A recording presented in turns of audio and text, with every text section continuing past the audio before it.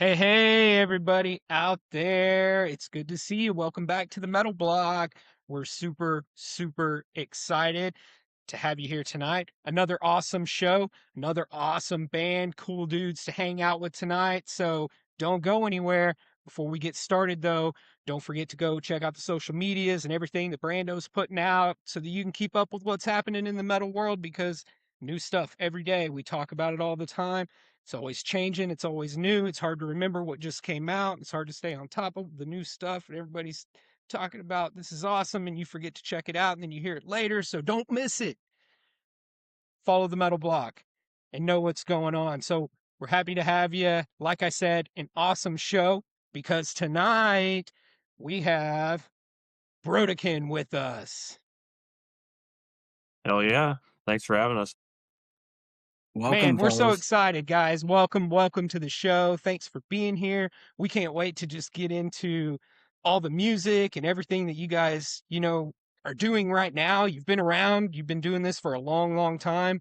The name of the band, goes back to the heyday of death metal, right? The 90s. So Yeah, pretty much. We got together in 97 or 98, I think, and put out that four song pretty much immediately.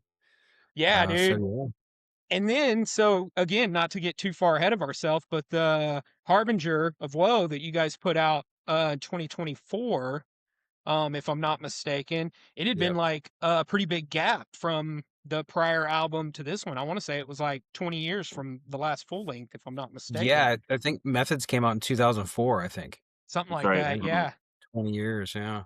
So a lot of fun. We're going to get into hopefully all of that and more because there's lots more, like we said. So I'm going to kick it off to Brando, and he's going to get us started. And guys, thanks again. Can't wait You're to welcome. hear it Thanks for all, having us. man. Super stoked. Yeah, thanks for having us. Awesome, guys. Like Zoomy said, welcome. First thing I like to say is Brodequin is one of the top bill bands for Gulf Coast Death Fest this year, Gulf Coast Death Fest 5, which is awesome. It's here in Houston. And we are doing like a small little mini series here at the beginning of the year, try to highlight some of the bands that are going to be playing at that festival. We were fortunate enough to be asked to sponsor it. So we're going to be there hanging out. And we thought, what an awesome way to kind of put a spotlight on the bands and the festival itself.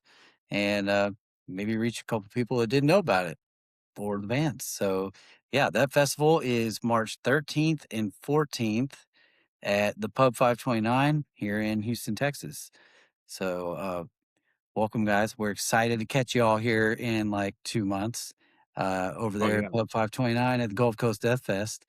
But Brendan and Mike, you guys with Brodequin, tell us who you are and what you do with the band. I Go take for those it, one. Brendan. You. Well, I play drums. He plays guitar. He's the songwriter extraordinaire. I'm the blast beat extraordinaire, and we kind of split our duties. And I've been helping a little bit with songwriting recently. Like we're kind of working on new material a little bit, but yeah. Yeah, Hell Yeah. that's pretty Yeah. much it. For some reason, I just come up with a lot of ideas. I just have shitloads of material. I don't know. I Yeah, don't know for real. why. I probably end up throwing away more than I keep. I think that's probably pretty common, because Mhm. what starts out as a good idea, you play it enough and you're like, oh God, what was I thinking? But yeah, we got a bunch of new stuff in the works. Actually did a Zoom the other day. Brennan had some riff ideas and we were messing around with those back and forth. So it's a lot of fun. It's a lot of fun to go from that angle because Harbinger was done when Brennan joined the band. Like Mhm. it was done with a drum machine. So he added his flair to it. So obviously they wouldn't if you listen to the demo, it was not gonna sound the same as what he did because I just wrote it on a drum machine. I'm not a drummer. I love drums. It's really inspired by drums, but obviously you give something to a real drummer and they're gonna hear something totally different. Mhm. S I guess Yeah, you're the gonna the get a little next bit of his album. Yeah. individual flavor in there. Yeah, definitely. He's gonna Mhm. know and he's gonna have fill ideas that I wouldn't even consider, you know what I mean? Mhm. Yeah. Um, so the next album will be a little bit more in depth because Yeah, I'm still writing with a drum machine because I have to. I don't know why. I just have to, you know. But kind of being there from the ground up as it goes instead of like with Harbinger, he just got 10 tracks dumped on him. It's like, oh, here's the album. Exactly. Here you go. And this, it's a lot slower pace. Like I sent him 3 tracks last week. I'll probably send another one next week. That kind of thing. So you can really dive into it instead of just turn into this big blur. I think did a great job on Harbinger, and he obviously spent a lot of time and took it seriously, but now he's going to have really way more time, as much time as he wants, really, to just really dive in.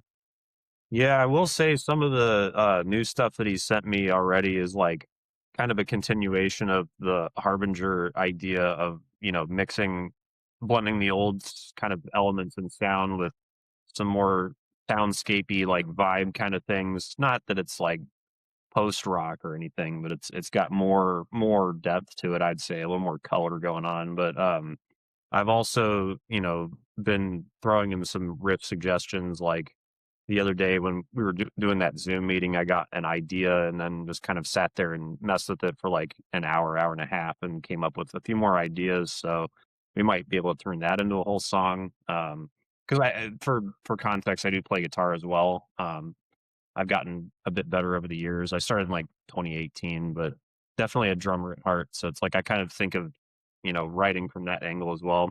So it's exciting. Very cool.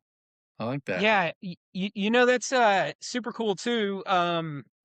Mike, whenever you talk about doing with the drum machine, whenever Death started, way back in the early days of death metal, most of their music was recorded using a drum machine on the albums. And then how they had like a revolving door kind of band, like oh, Chuck, he would get tired of who he had and he'd want to like, get all new members, except I think Steve DiGiorgio kept him as a bassist for many of the rounds. But anyway, all that to just say that then you would see him live and the sound would be a little bit different because then they'd have a real drummer in there that would actually be playing it. And he would have to be taking what he heard from that album, kind of like you said, hey, just got 10 songs dumped on you, right? The sink or swim kind of method. And then you got to hear like those individual flares that they got to add on to it. So always super cool whenever I, hear bands say that, yeah, we did this, but now I'm like, nah, no but, because, some of the greatest, like that's how it was done. And, that brings people to the show too, right? To see you guys play live because you have so much more to offer than just what even the album showed. Right. Yeah. So yeah, that us live. This is going to sound wildly egotistical, and I apologize, but we sound crazy live. I mean, like it sounds good when you're on stage. It's like, oh, this is really coming together. But then when you get back to the hotel and you're watching all these cell phone videos after the show, it's just you really get to take it in. Like, wow, that like the old stuff, it just sounds so different now. Like we listen to these videos and going through like this stuff on festival and all that stuff, and it's just it just sounds awesome. I hate to say that in the band, but it really does sound good. Yeah, like we're stoked on how the shows turn out. Typically, like there might be a little fumble here or there, like a little technical difficulty, but we there's push through always it. something. There's always something. It's But laughable, really. Well, just at the Damnation Fest, the most freakish thing ever. I turned around to say something to Brennan, and when I turned around, my guitar cable caught the volume knob on my processor and turned it off. And I had no idea. And we go to start the song, and I have no guitar. I'm like looking at the sound guy, thinking that they hit a button or whatever, and I just happen to look down. No, I just turned my own volume off accidentally. So it's always something. Shit happens, man. Whatever. Like just like tonight. Yeah, no one right? seems to care. You know what I mean? You remember what show was it that there was no 4 count on trial? it was actually Maryland Death Fest. It Was was the it? biggest, Okay. one of the biggest shows we've ever played. That Because was what hilarious. happened was like I must have like re-imported the sample or did something and didn't adjust the volume right. So like the sample was too loud for me to hear my own count in. So I kind of was like, it just did that. It just went silent for a second, and I was like, I actually like started the song without counting it in, and then I realized, wait, we need a count in. So I stopped long enough for everyone else to stop, and then counted it back in. So it was like quick save. Hope hopefully not too many people noticed. I know I was talking with a few people after they didn't notice, so that was Oh cool. wow, that's Yeah. cool.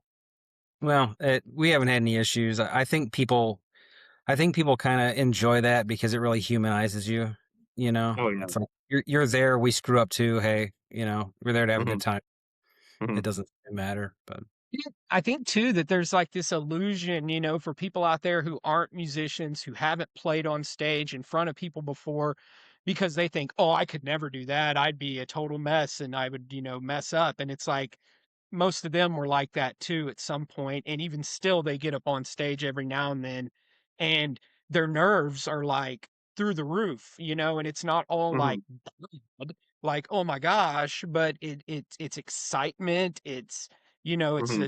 this rush and feeling of adrenaline, and you do have to be able to manage those feelings whenever you're up there on stage. But you yeah, know, the I think that the illusion, though, to use the word again, is the misconception, right? Is that everybody up there on stage has it together in their head, but sometimes you see some improv because they forgot their Mhm. part or because there was a Yeah. mistake, and they yeah, just Mhm. had to make it work and wing it right there, And yeah, and every yeah, yeah. that's the thing. Like there will be mistakes, and it's honestly a better perspective to have is like you just have to learn to play through it. hmm, Just don't act like it didn't even happen. You know, right. just be like, "What are you talking about? I didn't mess up. You messed up. You weren't listening right." You know, Yeah, I meant to do check that. your ears. Yeah, like the worst thing ever you could do is just stop and start looking at each Oh yeah, other. You know what I mean? yeah, Just make it work. It'll work itself out. You know, it yeah, always does. I like to do that when I'm getting everything right, just to throw everyone else off. Start yeah. staring Right. at them. Well, You're also I like, wanted to damn touch it, Brandon. on yeah, Mike, you said like you hate to say it, but you guys like you sound crazy live. Like, don't ever hate to say that, man, because if you don't like the way you sound live, why the hell should I want to go hear you live? Yeah, that's a True. valid point. You know what I Very mean? Like true. you should love what you're doing and you do, so that's great.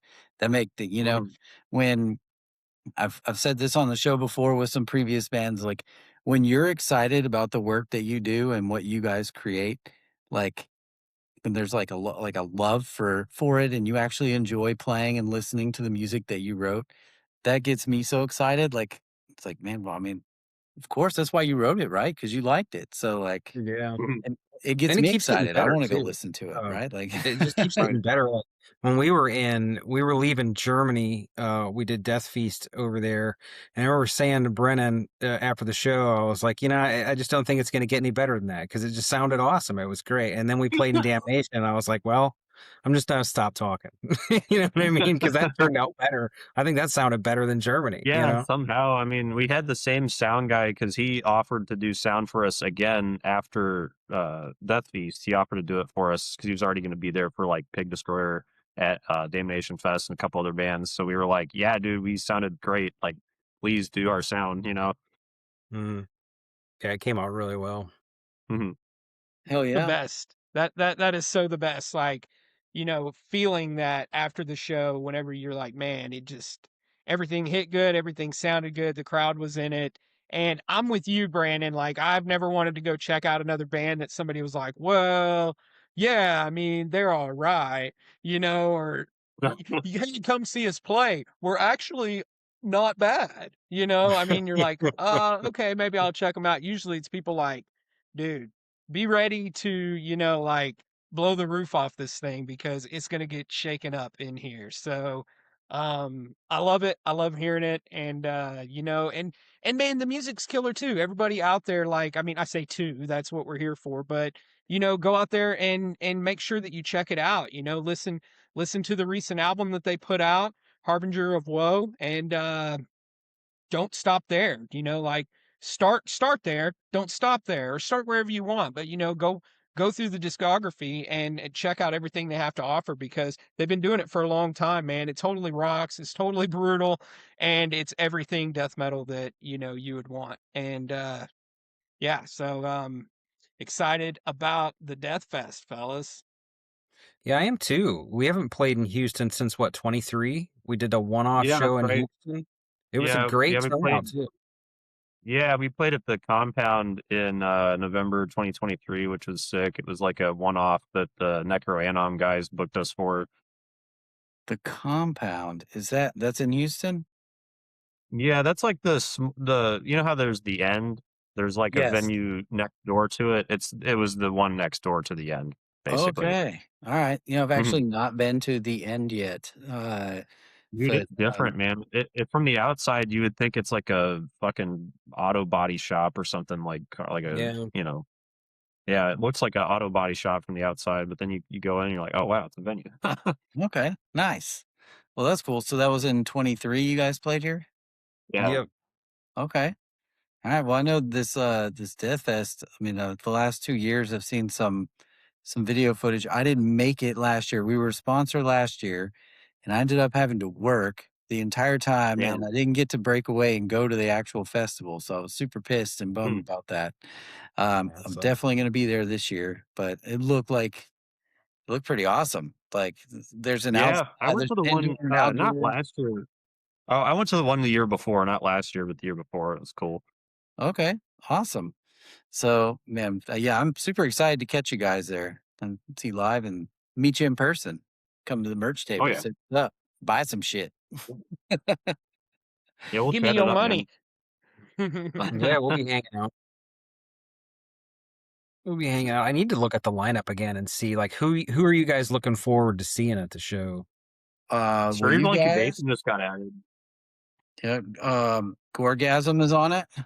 Oh, great. Mhm. So that'll be cool. I just had it pulled up a second Yeah, ago. they're always good. We actually played. They went on after us at Death Feast in 2025. Mhm. Oh, So nice. All right. they always sound good. It's always good to see Gorgasm. Wasn't Miss the boys and Mystery Meat Yeah, and so Mystery Oh yeah. Meat and Architectural Genocide are both from here in Houston. So Mhm. there's some hometown heroes here, but they are sick live. Like they've Yeah, been doing a hell of a architectural. show. I was gonna say architectural. My band Reviled did a tour with them back in what was that, 2022?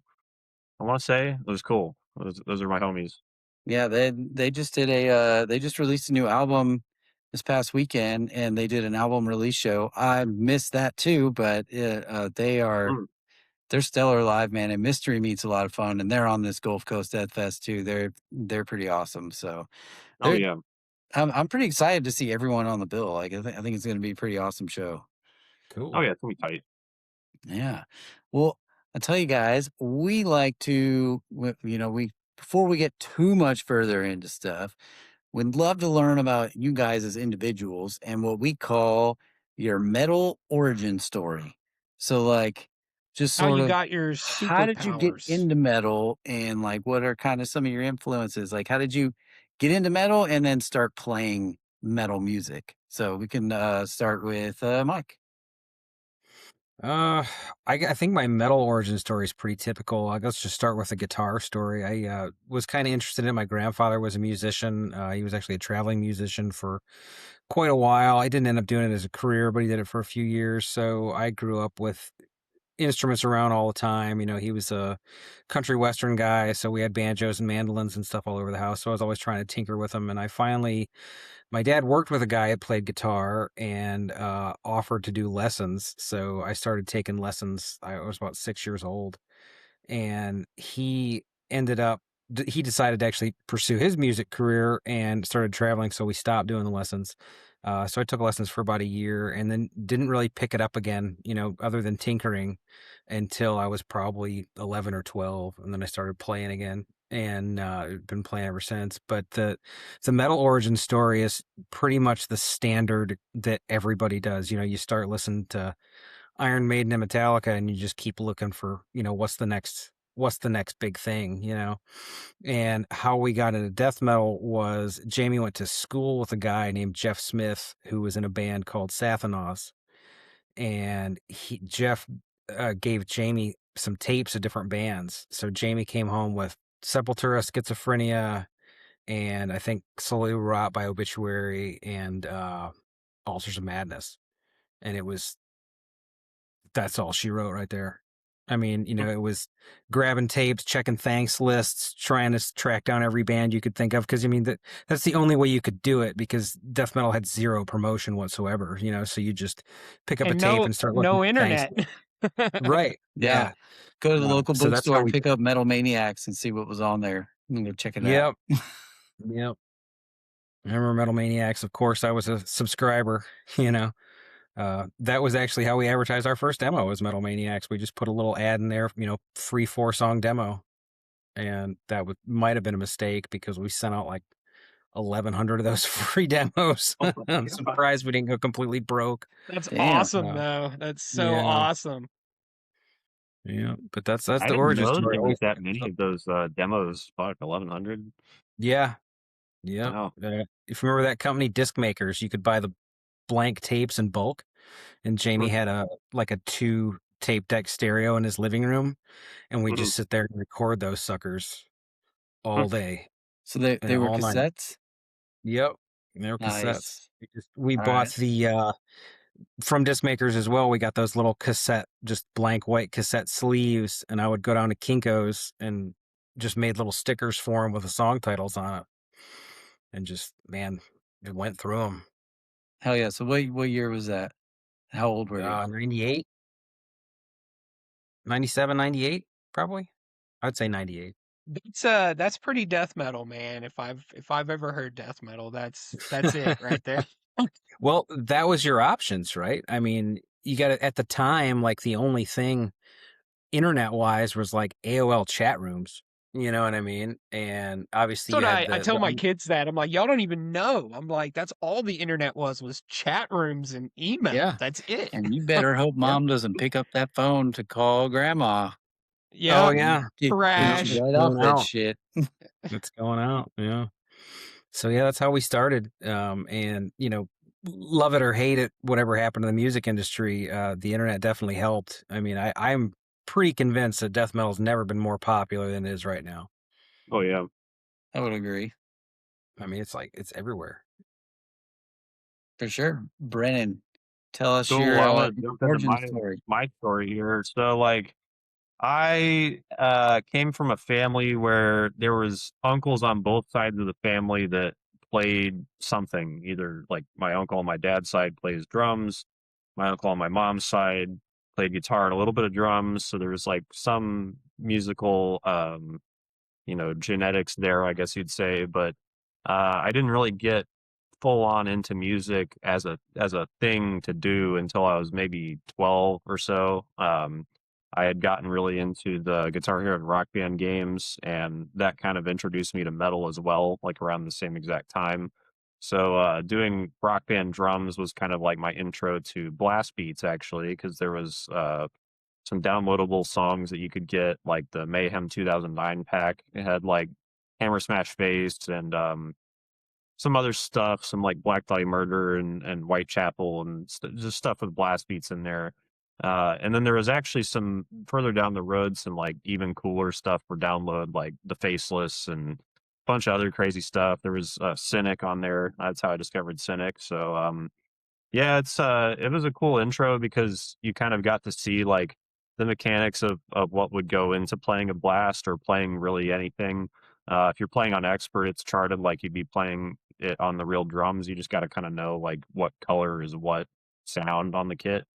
So it's also how I developed my ear for drums. Like I would see, the red and go, okay, that's the snare, or it could be maybe a hi hat because the kit wasn't like set up for crossing over kind of things. They'd put the hi hat on the red for like disco beats and stuff. But yeah, it was a fun way to get into music for sure, and learn a lot of cool stuff along the way, and a lot of cool bands that I definitely wouldn't have heard otherwise, if I was just relying on word of mouth or whatever.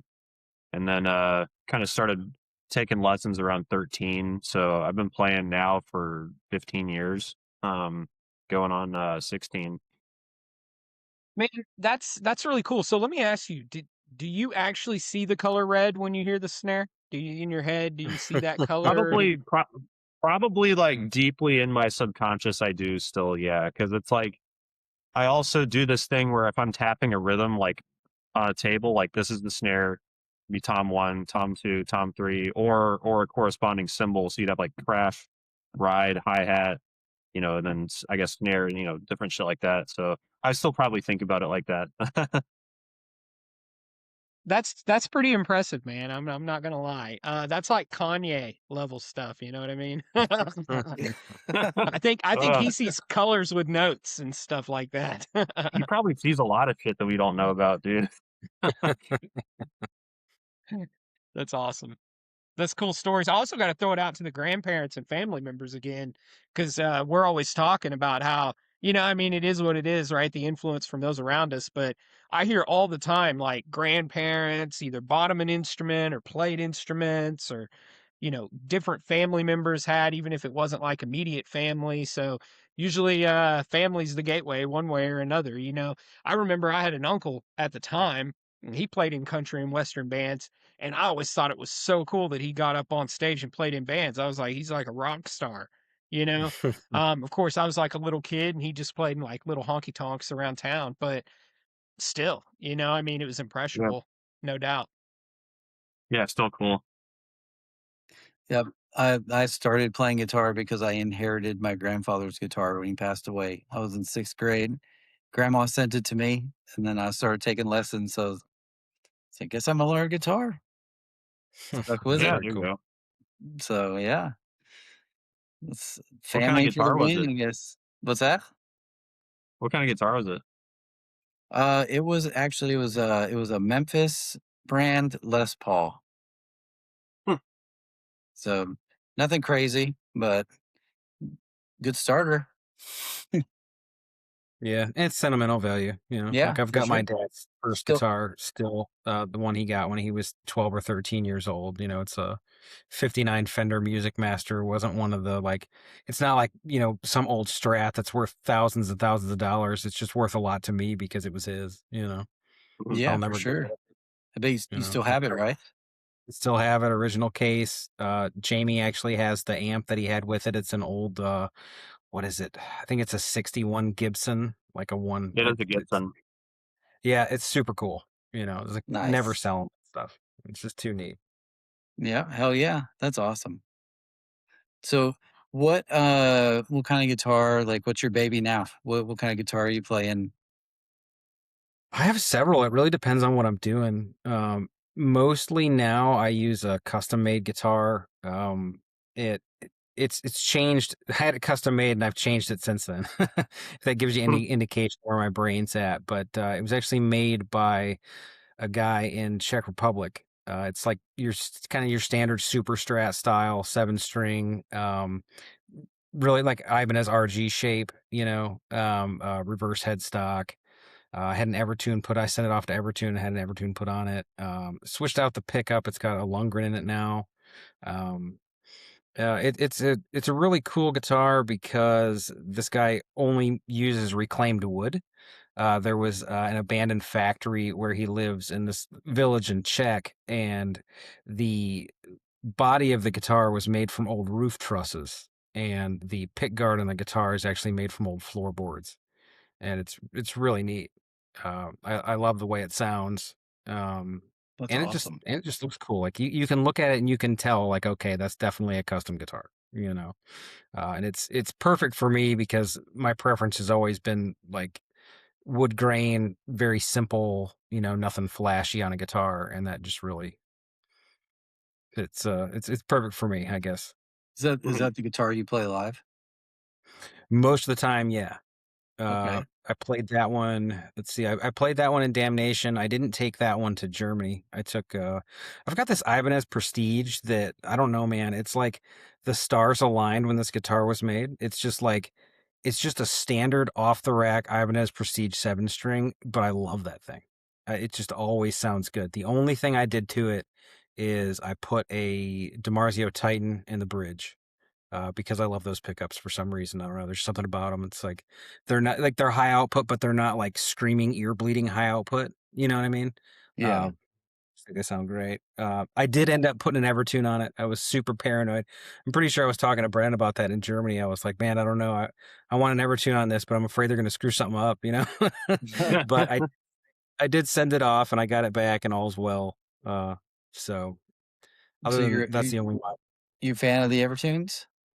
I love Evertune bridges. They're amazing. They're like the greatest guitar innovation that I can think of. You know, I mean, if you think about playing guitar, what has been made the entire time you play guitar that just changes the game? And I can't think of anything but an Evertune. Mhm. It's just amazing. I love the best thing about them is, well, there's two things that are amazing about them. One, when you fly overseas, you take it out of your case and it's still in tune. Yeah. Like, Yeah. do anything to it at all. And two, it's recording. I mean, I'll check it before I start recording, and that's it. You know, like I'm, doing multi-tracks and everything, and you don't have to worry about it going out of tune. It's awesome. And by the Dude, way, yeah, yes, you can bend tune. It's an internet myth. Hell yeah, I was yeah. gonna say because I was recording guitars for my solo album I've been working on recently, and I was using a guitar with a Floyd on it. Well, it was a Shaler, but close enough. So, but I would have the tune in between every single take. I mean, it was like it couldn't stay in tune for longer than like one pass of a riff or something. It's insane. Like it made me want an Evertune so bad. Yeah, it's super handy. It's super handy. Hell yeah. I have a Solar X with Evertune on it. The only thing that like kind of gets to me about it is that, and it's probably a me thing, I struggle like crazy to hit pinch harmonics with the Evertune. Like I probably don't have it in the right zone but like I grab this one over here and I can hit pinch harmonics all day. I grab this X over here and I can't hit one to save my life. I'm like, oh my God, what is the only thing I think of is the bridge, but I know there's different zones for that. Yeah, Gotta be the zone, man. it's the zone setup. That's Yeah. all you need to do. It's just, tune it sharp, tune it back to pitch, boom. You'll be fine. I do love that. I don't ever, and I'm in Houston, so temperatures are up and down all the time. Humidity levels up and down all the time. And I don't ever have to change. I barely have to check that thing for the tuning. Like it's awesome. So I'm with you on that for sure. Yeah, I'm a huge fan. I actually have another guitar at Evertune right now, getting one put on it, and that'll be the 5th one that I've sent to them to get an Evertune put on. I love them. Is that another RD or Prestige you sent? I got the Prestige back. I actually only have one Prestige. What I just sent, I don't know if you saw it. We won't go into detail because it's up in the air, but we were kicking around a side project thing that we were doing, and I set up a different guitar for that recording because it's a different tuning and the scale's different and whatnot. I don't know if you've ever saw it. I bought one of the 2025 iron labels. They're just flat black reverse headset, and that's the one I sent off. I haven't really had it that long because I got it plecked and put a Titan in the bridge and then played it for a while and sent it to Evertune. So yeah. Nice. Is it so I was actually thinking about taking the like tremolo off of this guitar over here over my shoulder and putting a fixed bridge on it. But like is that easy to do? Like is that possible? Like I guess you've had Evertunes put on. Can you just change these bridges like without issues? you can. It depends on the thickness of the guitar and what kind of bridge was on it in the first place. If it's got a Floyd Shaler type thing, I don't think that Evertune themselves will do that anymore because it requires so much wood filling. But if it just has a standard fixed bridge and it's thick enough, they'll do it. Gotcha. Yeah. You could also just block a Floyd. I mean, that's actually a ironically insanely stable tuning, setup because I have one of my guitar right here. I blocked it was a Floyd special and I just blocked it and it's like it stays in tune like crazy. So yeah, I blocked one of my Floyds. It works flawlessly. Huh. Yeah. Okay. And it's double locking, so it actually might be better than a fixed bridge in that regard. Okay, that's cool. Oh yeah. So Brennan, tell us about your drums. What kind of drum set do you have? So I use a Tama Star Classic Birch Babinga in the studio. Live, I just used whatever is there usually because we're traveling for stuff and you can't just bring a whole kit like that. But Yeah, when I get the chance to, if I'm playing locally or if it's somewhere that I can drive to, I'll bring my Thomas Star Classic. It's that red sparkle kit you see in some of my videos on my channel.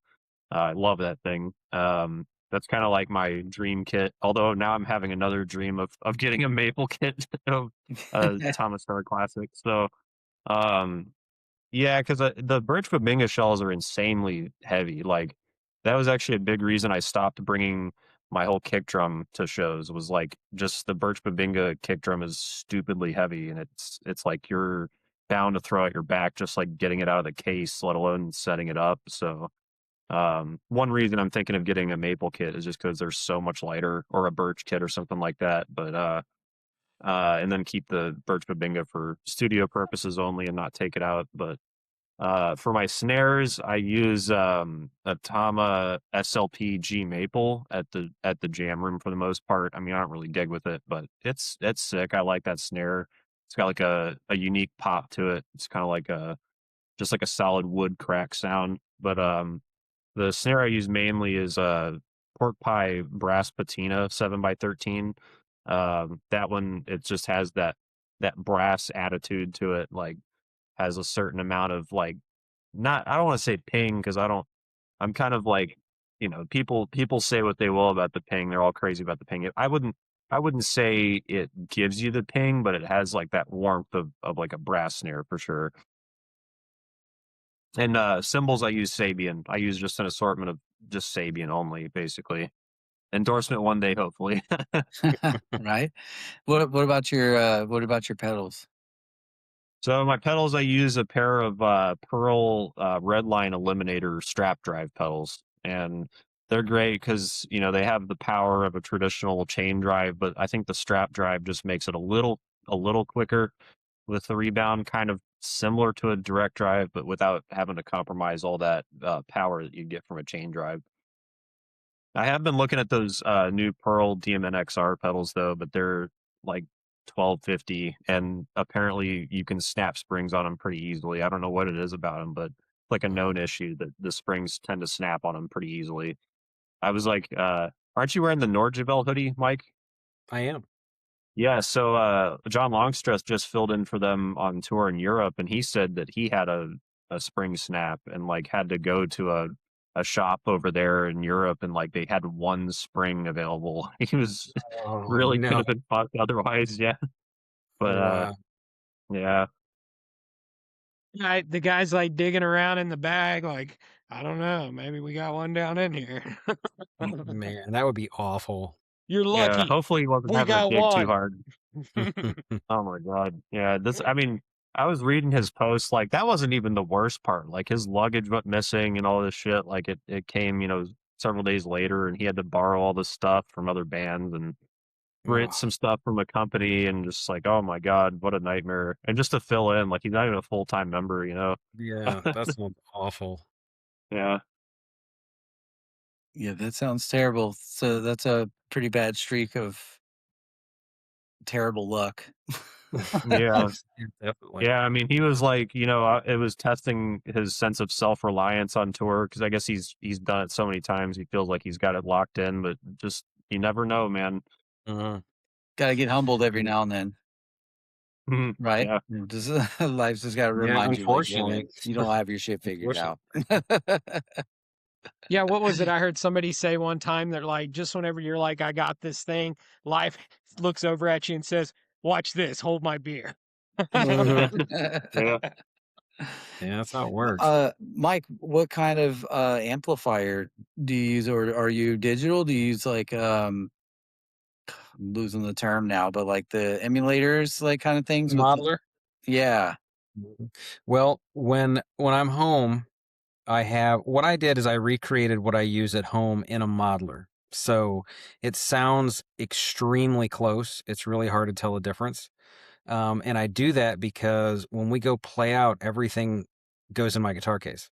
And I don't have to lug stuff around, and it really comes down to convenience. Modelers are just the way to go. It's so expensive to take anything with you, and you never know what's going to happen. Like we played the last time I took my amp head to a show was probably 2004 or 2005, we played Obscene Extreme, and I took my amp head over there, and I had this, crazy flight case. And when I got that, it made it there fine. And when I got it back, the handles were sheared off, and there was an insane dent in it, and the case was trashed. Luckily, nothing was wrong with the amp head. But kind of at that point, I was like, all right, I can't do this anymore. One, I don't want to lug it around because it's heavy. It's obnoxious, and the space is limited when you're traveling, right? So years later, when we got back into it, for a long time, I was actually using an iPad. Like 2015, 2016, I was just running an iPad direct to the board, just using bias effects. Talk about simple. That was easy, but it didn't really sound that authentic. So when I'm at home, I use a 5150 red channel, obviously, through an orange PPC 412, and I boost that with a Earthquaker Devices plumes, which I'm really biased on the stuff that I like. Like, if I like it, I really, really like it. And the plumes is like the greatest. It's just the greatest boost pedal ever. Because it's a Boss Super Overdrive and a tube screamer that you can switch back and forth, or you could blend them together. So it's perfect. You take the two most well known boosts and put them in the same pedal. It's great. So yeah, that's what I use. I'm definitely a 5150 guy. Love orange cabs. And I was able to do that and recreate it in a Line 6. The only difference in the Line 6 setup is I have a gain on the end of the chain just in case there's ever a volume issue. I haven't had to use it yet, but it's just kind of like a safety net. Also an EQ pedal. I forgot that. EQ pedal at the end of the chain. Very important. I think EQ pedals are super underrated. You can do anything with an EQ pedal. You completely change your sound. When I'm using, I do use two gates when I'm using the real stuff. Just put a gate in the effects loop, and then one in the front of the amp as well. Just kind of cleans it up, and it gets rid of the fuzz in between. Like when you're stopping, you don't have to hear that preamp hiss going. So, but yeah, live I just use the Line 6 Stomp. It's so small, it's got all the amps that I need in it. Oh yeah, Brennan, you said you do a lot of guitar playing too. What kind of amp do you play with? Oh, for me personally? Yeah. So I have a couple amps like that I would use, except one of them's out of commission right now. I have Ampeg VH140C, the classic, Dying Fetus suffocation amp, which unfortunately is out of commission right now. I only use it to power my Kemper, which I bring to the jam room sometimes. I just got a Kemper Profiler toaster head recently, and I also have a Marshall Valve State 8100 head, another classic death metal amp, which I'm a big fan of because it's got that contour knob. It just cuts those mids, man. It just gives it that sound. So it's a cool amp. I don't know if it might need servicing again though, because I had to replace the preamp tube on it years ago, and it might need some transistor work or something. I don't know, but it works fine for when if I just want to riff out at the jam room, get loud, like crank it up high gain style. But on my Kemper,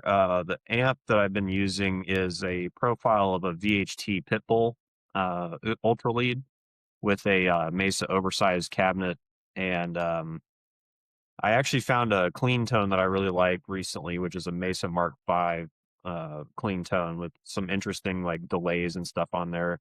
I haven't really looked too much at the effects on it, but it just sounds crazy. It's just like super resonant sounding, like a nice spacey clean sound. So I love that. I'm having a good time with the Kemper. It's funny that you mentioned the Mark V because that's the model I used for the cleaner parts on Harbinger. Oh, that's so cool. Yeah, that's just, I guess it's something about the Mark amps. I know I'm a big fan of Alan Holdsworth, and he used the Mesa Mark amps a lot in the 80s and early 90s. I think he said that Mesa basically made of course he modded all of his amps himself because he was a lunatic, but I think he liked the design that Mesa did in general on those Mark amps. It's funny you mentioned the Valve State too, because that's what I used for Instruments and Festival. And actually, all the shows I took the Valve Stay 8100. Always had it with me, so use Was those that for the you. one that was that the one that you took to Europe and it got all banged up? No, I took a Marshall Mode 4, which is basically the predecessor of the 8100. That's the one that Oh, got banged really? up. I still have it. It sounds fine. Um, Hmm. I didn't even but know yeah, about the Mode 4. That's news to me. the amp pad itself really isn't that great, but the cabinets are fantastic.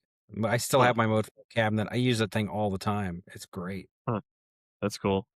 So, I actually have a question about I remember you mentioning that you used that 8100 on the first two albums. Do you remember what you were boosting it with?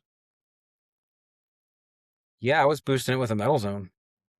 Oh, yeah, that's right. Yeah, because Yeah, I mean, I've seen you rocking the Metal Zone, like, the even as Metal recently as, Zone like, yeah. Metal Zone is an incredible pedal. It's for some reason somewhere along the line, somebody on the internet decided it was the worst pedal ever, and like all the sheep jumped on and just like mindlessly agreed that it's terrible. Well, you're clearly using the thing wrong. You know what I mean? The Metal Zone is like one of the best boosts out there. I mean, you get a Yeah, great tube amp and take a Metal Zone, turn the distortion off and the level all the way up, just kind of like the traditional thing you do with any other boost. Sounds awesome. It yeah, sounds incredible in the effects loop. You know, it's a yeah. great pedal. Takes a lot of I tweaking. I was gonna say a lot of people probably just throw it in the front and call it a day, and then that's why I don't like it. But, Right. Yeah. because there's also it's sort of like an EQ as well, because you can target Right. certain frequencies with it. I mean, I'm not asking for your secrets, but, like, what are your secrets with that, with the EQ on that? Not really. I don't think there's really any secrets. You just tweak it until you like the way it sounds. You Yeah, know, sure.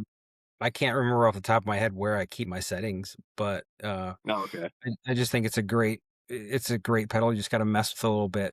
The one of the things, and probably one of the reasons it gets a lot of hate, is because it's so sensitive. You know, you start Oh, tweaking that really? EQ, and you can go from "wow, that sounds good" to "oh my god, that's the worst thing I've ever heard" really fast. You know, you just gotta just gotta be slow with it. But it's a great pedal. I think that's the problem. The era that we're in, there is so much awesome stuff out there. It's really hard to just kind of say this is my perfect setup. You know what I mean? So Mhm. much you can do. There's so much you haven't even tried, like there's just so much out there. Yeah, and unfortunately, I'll never be able to try it all, but Mm, that's what's It's cool about modeling. You kinda get a taste of some things you might never get to own. for sure. Yeah, that's my rule with modeling. Like if I have a sound that I really, really like, I will go buy the real amp. Like Yeah, I have to have it. Yeah. I'm considering trying to hunt down a VHT Ultra Lead just because 'cause I've been using that profile for my solo album, and it sounds fucking incredible. I mean, that amp is like it does anything. It kinda reminds me of Ingle in that regard, like, you can pretty much get anything you want out of it, and it's not like other amps, you know? Yeah. Super cool too. I agree with all of the things that are out there that there's no way you can try it all. It's impossible. You guys want to hear my teach a man to fish analogy for music? Oh Lord. Sure. Right. Steal a man's wallet and he'll go hungry for a week. Teach him to play music and buy instruments and he'll be poor forever. Facts. Yeah, that's very valid. It really Yeah. is. I forget where I heard that, but I'm always like, yeah, because we always like want to buy a new piece of gear or whether it's actually, your 10th guitar or like you were saying, Brennan, about getting, another drum kit. You were like, but actually, now I'm thinking about Yeah. this. It's like there's always like a sound that we're chasing as musicians, to try to get better, try to get, the cooler instrument. And I always tell people, like, hey, whenever you're starting out, get something cheap to find out if you like it. If you like it, save your money for the good one and Mhm. don't buy anything in between then like find what you like after you know that this is something you're going to do and go for it. Like Yeah. don't because you're going to spend a whole lot of money to get to here in as far as gear is concerned whenever you could just go from beginning straight to there. I mean, I know that it can be expensive, but a lot of that mid-range instruments, I say mid-range, depending on what you're playing, that price, you know changes what that mid-range is, but usually in the mid-range, I feel like you're getting quality gear in that Yeah. price range, you know, for the most part. Then you start getting into like the boutique stuff, gets a little bit pricier, but it's almost like the different things that you're getting by going up to these boutiques, paying thousands and thousands of dollars is almost like preferences at that point. And so I feel like, I guess through all that rambling, that you know, you can go out and find you something really decent that's affordable, that will be probably one of the instruments you love and you'll play with for, you know, forever. And you'll like be looking for the next big thing. It'll take you for a while.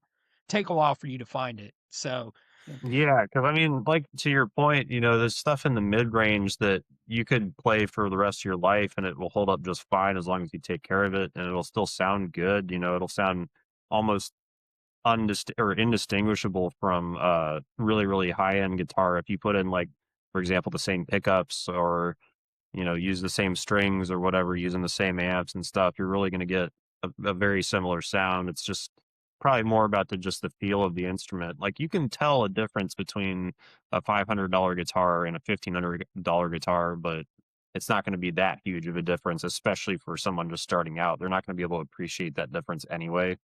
And like, even with drum kits, like the kit that I have, Mike got for me when I go up to Knoxville, is a Yamaha stage custom kit, and those are really, really good for the price. It's like, I, you know, would always recommend that kit or something similar to someone just starting out, because it's like you're still going to sound good, but you're not going to break the bank doing it, and there's a snare drum included, so it's like a whole kit just ready to go. yeah, awesome, awesome. Yeah. So you just touched on it a little bit. Like Mike, you're in Knoxville, and Brennan, you're in Dallas. So Right. you guys mentioned that you know, like there's obviously a drum kit in Knoxville for you to use, and then you guys have mentioned a like Zoom meeting. So I was Mhm. just curious, you know, where I've learned over the last couple years doing this podcast, everyone has different methods for the creative process and getting together and everything. So like, what's that look like for you guys? Are you mostly doing the Zoom stuff? Do you get together frequently? Like, how does Brodequin work? Well, it's been kind of changing. Like, we've been kind of Um, morphing how we do it. You know, like at first, you know, like he was saying, they kind of dumped the 10-song album on me, and I was just like, okay, I'll just sit here and work on it until I can actually play this shit for, you know, a whole pass of a song without pausing or whatever. So I had to do that for a while, and then I was sending him demos of some songs, and eventually recorded it. And thankfully, I was able to do all that at home. I had a little home studio at the time, but now, because we've been kind of getting into the Zoom meeting kind of idea, it's like that's how we're bouncing ideas back and forth now. We're not having to get together in person. Like, we haven't rehearsed in person since, when was the last time we did that, Mike? Like, Maryland probably before Maryland. yeah, I remember, yeah, that was probably the last time, because we got together to rehearse for Maryland Death Fest and kind of worked on a little bit of writing at that point. But then that's at the same time, that's when we realized, like, we could be making a better use of our time by just saying, you know what, if we get together in person, let's just work on writing, because the set is understood. Like, the songs that we have in our um, kind of catalog that we pull from, we know really well already. We might occasionally add in, if there's like a request or something, we'll work up a song. But again, even that we do remotely. Like, I will tempo map a song to the best of my ability. If it's like an old song, it's kind of a nightmare because those tempos are all over the place. But I'll send Mike a tempo map, and then he'll record a guitar track to it, send it back to me. I'll practice it at home with a click to the point that I can get through it. And then I'll send him like a video or recording of some kind of me playing to that with the song in the background. And then he'll practice to that. So it's this kind of like back and forth that actually works really well, because then we're on the same page as far as, generally speaking, what the tempos are going to be when we pull up to play the show. Of course, we wind up playing it faster live, but that's kind of the point. Um, but yeah, it's like, it's changing, you know, as we go. it's so cost prohibitive to try and get together more often because you're talking about a plane ticket and then extra fees for luggage and everything else, and people have to take time off work and everything, and it's kind of like shit. You kind of want to save those for uh kind of want to make them a little bit more rare when you can, do a Zoom meeting. Like we had tried that last time and we had some issues with sound and whatnot, and it just really just came down to kind of learning the way to set it up. I know after that meeting, I started messing with some things because I have a little home studio of my own, and I was actually able to get it to where all my computer audio will go as its own track, my guitar will go as its own track, and my voice will go as its own track, so we can actually tell what's going on, and it's just directly through the audio interface right to the Zoom meeting instead of just like setting up a microphone and you're hearing the echoes of the room and all this other stuff. So I think I want to do a test run on that. Probably have Jamie join a Zoom with me or something to make sure it's working the way it should. But I think it's going to be a lot better, a lot easier to bounce ideas, and we won't have to drop $1,000 on plane tickets. Yeah. Yeah, I think the traveling to Knoxville thing would probably be more once we're further along with the next album. I would guess, there's at some point we're gonna have to play the songs in person before a gig. We don't want to just jump right into playing it live, but yeah, it's gonna be a little bit more, well, a lot more remote work at this point, which I'm fine with. I think it's worked great up until now, like being able to work on the songs separately and kind of just dwell on it long enough to really, filter through. Like he was saying, he throws away a lot of stuff more than he keeps, which is kind of a good sign. Like you want to have quality control anyway. So yeah, I think that the strategy we have now is we've optimized it a bit more for sure. Is Yeah, I would agree. is Jamie in Knoxville too? Yes. Okay. All right. Very cool. So, Well, so there's only one problem though, Brennan. You don't get those Crystals burgers as often. Oh, dude, Right. I haven't even gotten one like ever. I don't think. I No. did go to that the cookout up there. That place is pretty cool. No, it's really funny. Whenever Brando and I were talking before the show, I was like, "These guys are from Tennessee, man. Freaking Crystals."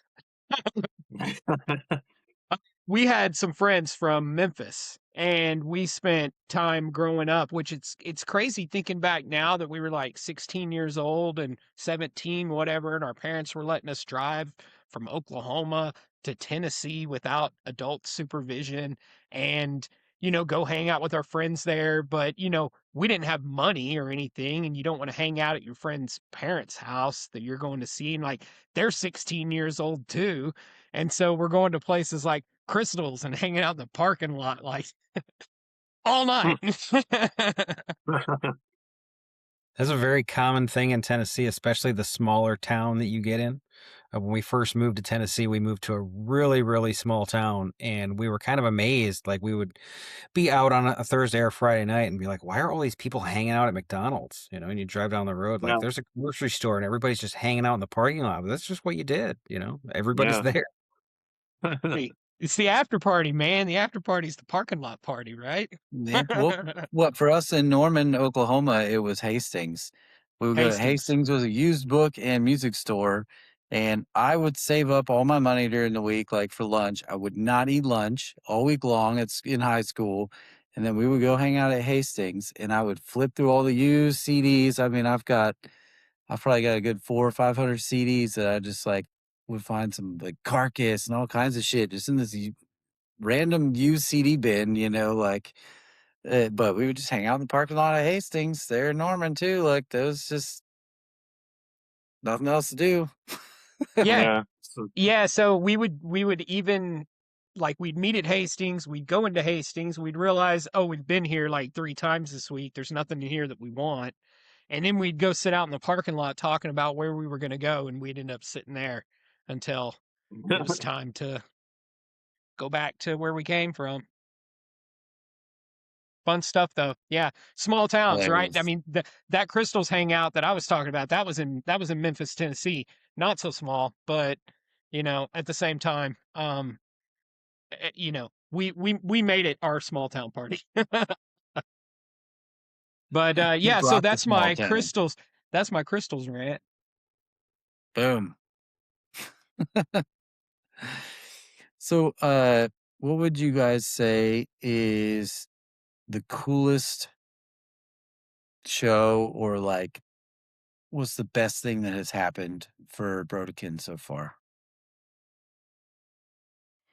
Oh, I don't know. For me, I would say the best thing that happened was probably the response of Harbinger, because you don't really know, not putting out an album for 20 years, you really don't know how you're going to react. I know how I feel about it when a band has been, on hiatus or broken up or whatever, and they come out with something. Every time I see it, I'm just kind of like, man, I don't know about this, and I always go into it thinking it's going to suck, you know. Well, luckily, I've been surprised a lot. I think Carcass is a good example. They took a big break. I just saw those guys. Uh, I don't remember how many months ago it was. They were with Meshuggah and Cannibal Corpse. We drove down to Atlanta and saw them, and they just stole the show. I mean, they were just amazing. You know what I mean? Yeah. So that's one of the best things is people really like the new album, and we get a huge response. How about you, Brennan?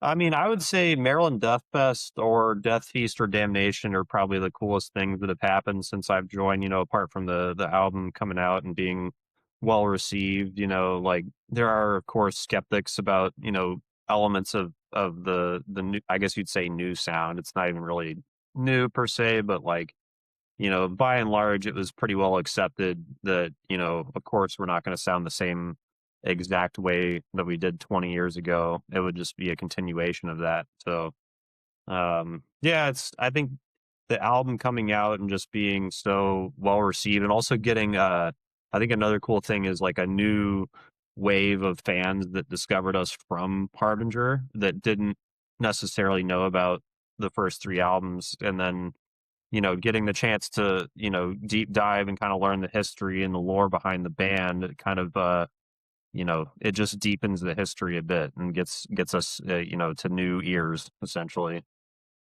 Yeah, I'm some of those new ears. I was not familiar with the band, and but I do remember it coming out in 24 and checking it out and being super impressed. Like, I know it's in my Apple library. Like, downloaded that shit. I was like, I want to be able to listen to this when I'm not like on internet service. Like, Yeah, there you go. no, yeah, for sure. That's awesome.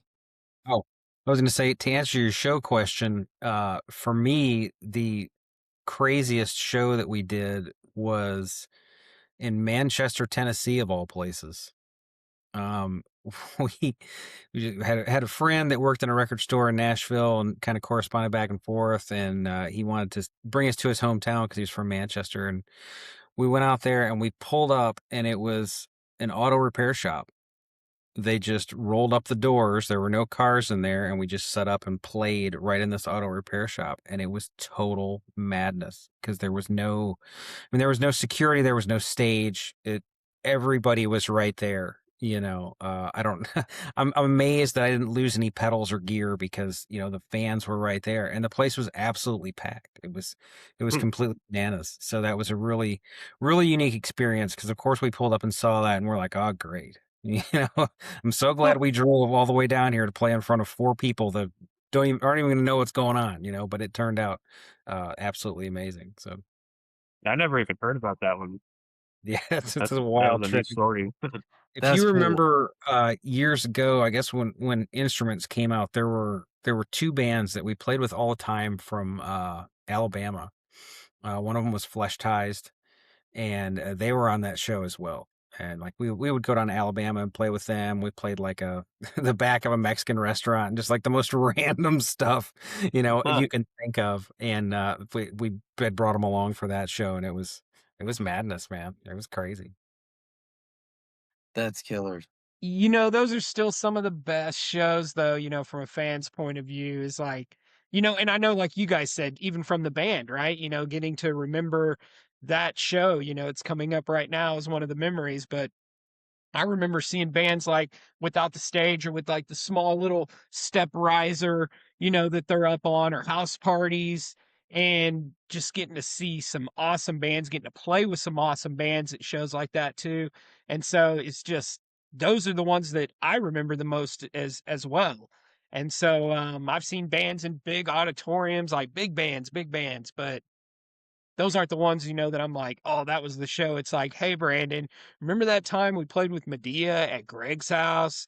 And like, I don't even know how the doors and windows were still on that house after we were done. Like, there was so many people, and they were in every room, and there were people that were having way too much fun, and then people that were just having a good time too.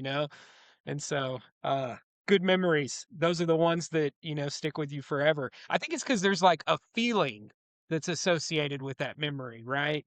You Oh, have like, definitely. and There was a definite vibe. yeah, and so It's it's like half like impactful. It yeah, it's half imprints. excitement. Like you can feel the energy from the crowd, and you're really excited, and you're jamming and enjoying it. But it's also that I'm gonna get completely knocked down by a wave of people at any second. you know, it's really cool though. It's funny that those shows like that stick out so much because you would think you're looking at the history of Brodequin, we've played a lot of big shows and they've all been great, luckily, and they've sounded great and they were an amazing experience. But every time I hear what's your favorite show, that Manchester show, it's right to the top of the list. Perfect. That's awesome. So, speaking of songs, you guys have been touching a little bit on Harbinger and all that, you have done with that album and kind of bringing it to life after 20 years, talking about some of the great shows and stuff that you have. I think we talked about playing for everybody out there, so we don't get too far into the show without giving them a little taste in case they haven't got a chance to hear Brodequin. We talked about Of Pillars and Trees, giving them a taste of that song. And so, what do you guys think? Now's a good time to show them, huh? Yeah, let Sounds her rip. good. Everybody out there, go check out Brodequin. Listen to this song Of Pillars and Trees from the 2024 album that we've been talking about. I think we brought it up a million times already. Harbinger of Woe, and enjoy.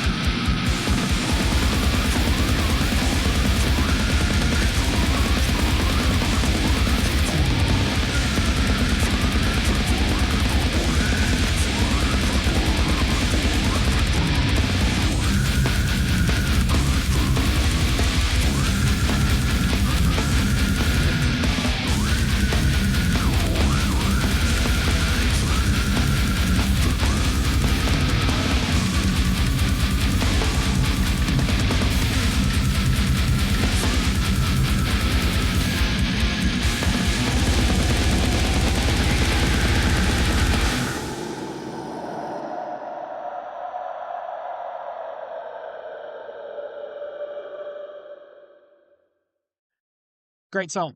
Great song, guys.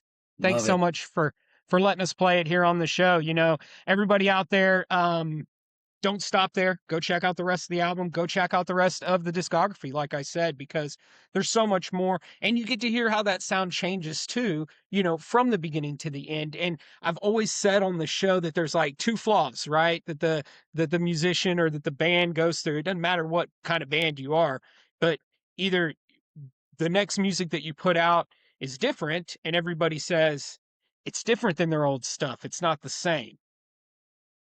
Or you put out something that's the same and everybody goes, it's the same. They didn't really do anything different. And so, you know, you kind of get Can't caught to win. where, yeah, you can't win. I always say, just like everything in life, right? Balance, Daniel-san, balance.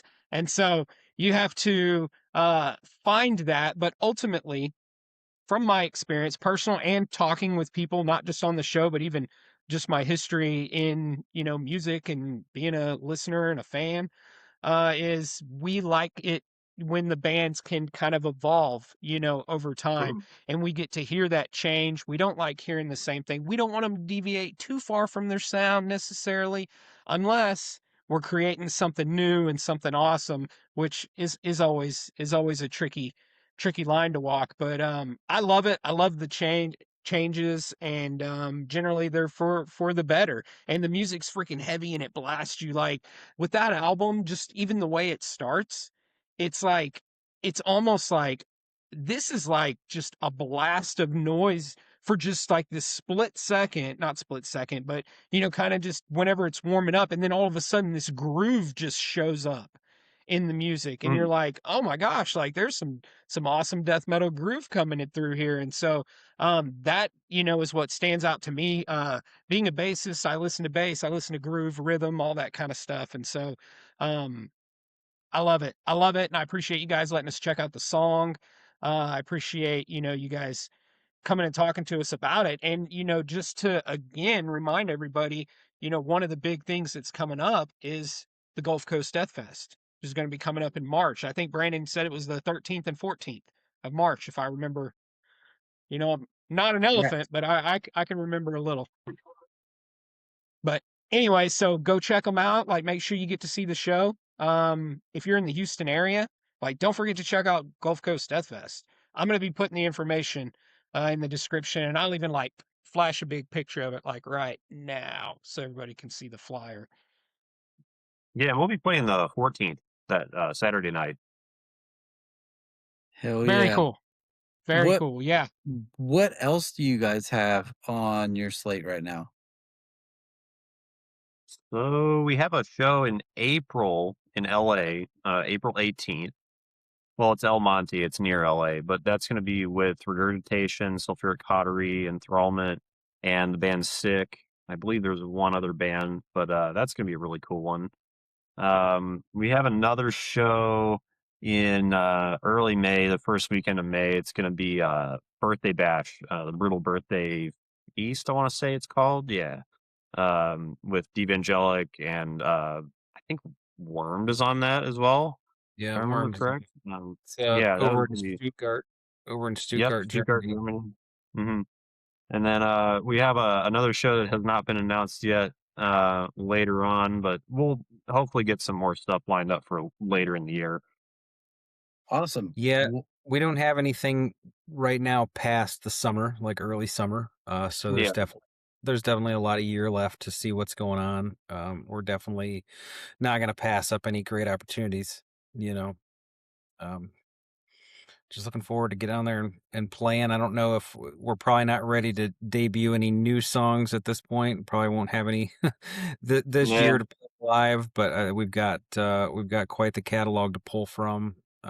We try to fit in as many songs as we can in a set. You know, you never know what you're going to get. Are you going to get 30 minutes, 45, whatever? But we just go and try to get as many as we can in there, which Yeah. I'm sure Brennan loves. Dude, I love having like 2 seconds to drink my water and be like, okay, next song, like fuck. Mhm. But we get it Jamie done. in shape, last man. time, man. Jamie said it last time, looking at the set list. He's like, "Well, you want to play all these songs? We got to go." I was like, "Yeah, I Yeah, get it." that's for I get sure. it. I mean, we made it work. It was like right at like right under 45 minutes, I want to say, for Damnation Fest, and we played technically a new one for us, which is Soothsayer. Yeah, we'd never played that one live. Yeah, So that's it's kind cool. of some cool bonus for the fans, you know. Hell yeah. Yeah, for sure. That's awesome. I always love it whenever you hear about that too, whenever bands are like, or whenever you hear about a band that's played a song that they've never played live before, even if it was one that they've had, written. It's not a new song that they've necessarily, that they're trying to promote on their next album or anything. And so it's super cool whenever that happens because I'm also always interested, like, well, what songs then have they never played live, right? Because Right. there's gonna be some. Yeah, Mm, I'm kind of curious how many songs in the back catalog never got played live, because maybe we should start kind of pulling those out. well, I know we never played Garot live, which that was a bonus track from Festival Mm. of Death. Yeah. Uh, Off the top of my head, I'm pulling out the list of songs here. There's a few we never played. I don't think we've ever played Lake of the Dead. No, that Uh, would be cool to play. Bronze Bowl would be cool. I don't know if you ever played that. yeah, we played Bronze Bowl. We never played Auto da Fe, which that's fine. It's not the greatest That's a song. really short one. It doesn't really stick out to me. Let's see. Just go ahead and play all these at Gulf Coast Death Fest. Deep cuts. Oh no, we're not gonna be ready, man. That would be bad. Um, yeah, Someone that would was be like, top of "Oh my my god, they're playing the garage," and then we fuck it up. Like, head. That'd be It would be great. memorable. The saving True. grace is the song is only like what, like a minute and 50 seconds. You know what I mean? Something So like it's that. just, Yeah, you know. But yeah, that's the few You that I just could think of that we've never you just played. got to do your count back in trick. Remember? that's Yeah. right. Yeah. You just play the Oh, same wrong like song. again, Sorry. again and again. Song's over. Yeah. Is there a festival or I don't know, like if that you guys like would just love to be a part of that you maybe haven't done yet? Hellfest. Well, they did Hellfest before. I was in the band, but I want to do it because I wasn't in the band when they did it, and Well, I I've want heard to do it nothing but again. good about it. Yeah. Yeah. So I I would mean, love to do it again. that'd be great. The coolest things about Hellfest to me is when you're on the grounds every year, they make what's basically like a sewer manhole cover, but it's huge. It's absolutely enormous, and it has the date and like an embossed list of every band that played, and they're all throughout the festival grounds. That was one of the neatest things, you know. So it's like it says Brodequin permanently on the ground in Nantes, France. You know, I would love to do Hellfest again. It was a great experience, amazing show. Met so many people that we've either been fans of for years or like just talked to online or whatnot. It was great. Other than that, I would like to do Brutal Assault. I've never played Brutal Oh yeah, Assault. that was the That other one I was gonna say too. the view from the stage looks absolutely incredible. I would definitely love to do that one. That's the only thing I can think of off the top of my head. I mean, Vakken, of course, would always be cool. I don't know if we're necessarily going to get that kind of opportunity. Hopefully, I mean, fingers crossed. But yeah, just like that. I mean, I would like to go play like something like Japan one day. That'd be pretty tight. I know there's a pretty significant following for us over there too. But Mhm. yeah, just more Europe stuff, more overseas stuff. That'd be really awesome. I'd take any opportunity possible for that. Well, what about on the sea? Have you, like, you guys ever tried to get on the like 70,000 tons of metal or anything like that, like the cruise? That's No, never even crossed our mind, I don't think. that would Yeah, I be don't know if cool. they would. Yeah, that'd be. I'm not opposed. I just don't know if they're interested. Yeah. It's a kind of a Yeah, different thing for them. do they have like our kind of stuff on there? Like Typically, what, no.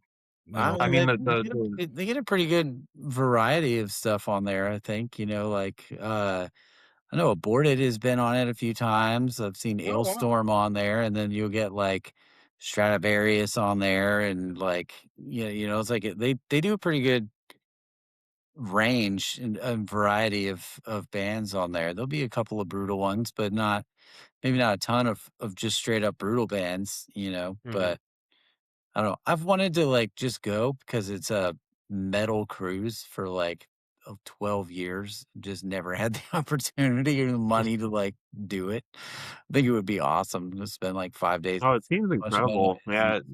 Yeah, it's. I metal. mean, it's a spectacle, to see something like that. Just like a cruise for metal and like all these different bands playing and people are hanging out in the pool watching, Suffocation or whatever. Like that's Yeah. cool. Hell yeah. That sounds like a killer idea. Yeah. Just curious if that ever crossed y'all's mind. I don't know who to reach out to for something like that, but is this year's? I think so. I think that's what we've got right here. And so I was trying to see if there was anybody.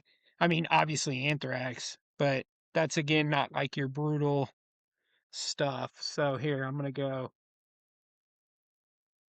Yeah, just Yeah, scroll keep all the way to going. the bottom. They're gonna be at the bottom. Yeah, you're right.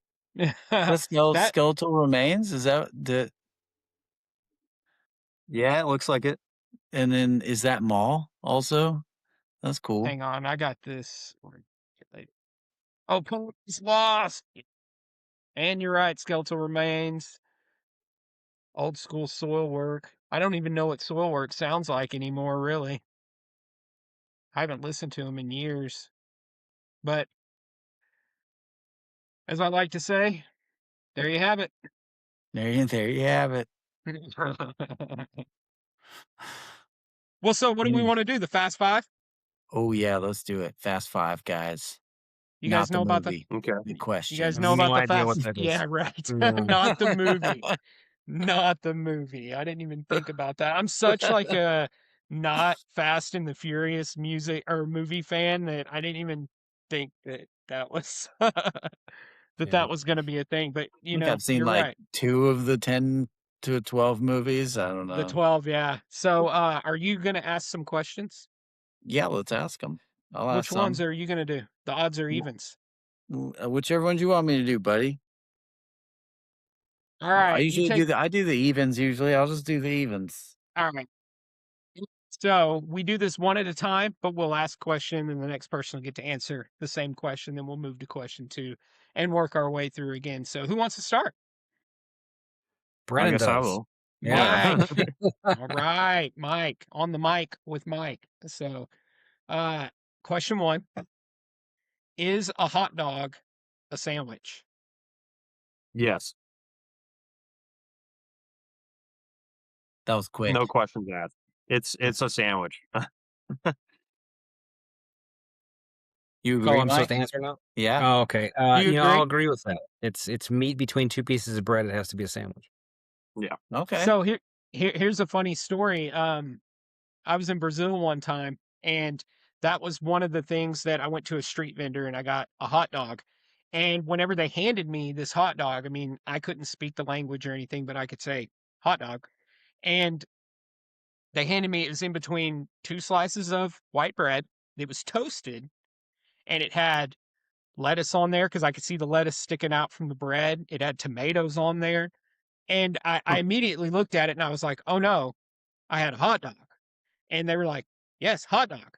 And I like looked at it and the hot dog was cut like in 4 and like laid out flat. So it was like cut down the middle and then cut down the middle like across, long ways. And it was like laid out and made almost like a bologna sandwich would be made. And I was like, it truly is a sandwich. Was it good? Yeah, I was so happy to eat, Sounds good. because whenever you're like wandering around a different country and you get your food finally, Yep. you're like, and you just eat it, and you don't even care, right? You don't care anymore. Like, Yep. well, where was it cooked? What's the health code in this place? One time my wife and I, we went to the Bahamas and it was just like a little trip, like no kids, no nothing. But the restaurants that were on the island, I was like, yeah, there ain't no health codes here, man, which totally surprised me. And I'm not talking like you're eating on the resort. I'm talking like you're eating with the locals, like out on the island and stuff. And so, yeah, you just kind of got to let it go and forget about it, but I mean, food was good. It was all good. Yeah. Okay. So hot dogs are sandwiches. All right. You heard it here. Okay. Question 2. What TV, cartoon, or book character is most like you? Oh shit, that's a hard one. Any thoughts, Mike? I got nothing right now. Oh, for me, I know it already. Be Okay, well, then, honest. let me think about Yeah. it. For me, it's Donald Duck. All right. I'm 100% Donald Duck. Okay. Yeah, trying to think. I guess I'm like Bubbles from Trailer Park Boys a little bit. I love cats. I like Neil Peart. You know, I'm into Rush, so probably the closest thing I can think of right now. I actually never made the connection that it was Donald Duck until I got married, and my wife says that's my persona because it's like when I'm really excited about something, it's the greatest thing in the world, and then if something screws it up, I'm a total maniac. Like I'm just enraged, you know. Perfect. Funny. Yeah, That's you just get a awesome. little crazy, man. You care. That's all. You just care. That's right. I'm just so passionate about it, and somebody screws it up, I'm just lose my You shit. blew it. You blew it. Right. There was God, it was probably 10 years ago, maybe. There was like a little trend going around on like Facebook where everyone was like putting together these little picture collages of different characters that like from TV, they kind of made up you, right? And my wife helped me out and we came up with Butters, Tim the Toolman Taylor from Home Improvement, and Phil Dunphy from Modern Family. And I was like, yeah, I think that tracks. Like, this is a fun little exercise. But good answers, fellas. Good answers. I'm with you, Brennan. I'm like, I don't know really the answer to this. You know, if I was to That's hard, be you know. asked it, it's definitely tough. I would joke and say something like John Wick, you know, and be like, just because I look like this doesn't mean, you know, I'm not capable of much more. But it's not true. I'm not John Wick. I'm probably, if a couch potato was a character, that's who I would probably want to be, a couch potato. I'm not at all John Wick. I'm like the first guy John Wick kills on accident. Like, Yeah, I was just kidding. I'm not yeah, John Wick either. I'm more of John Wick's basement floor.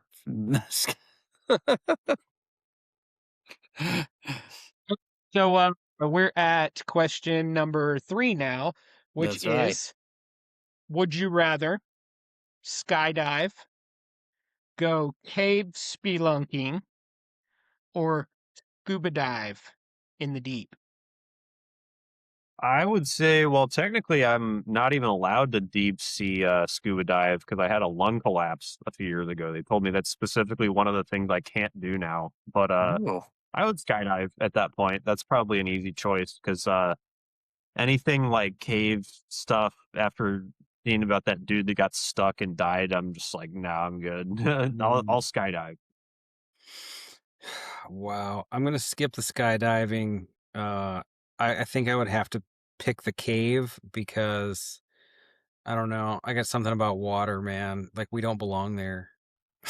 Right? We don't belong in the water. Like if we had web feet, it's different, but they don't, creatures don't want us there. We don't belong there. I'm not going there.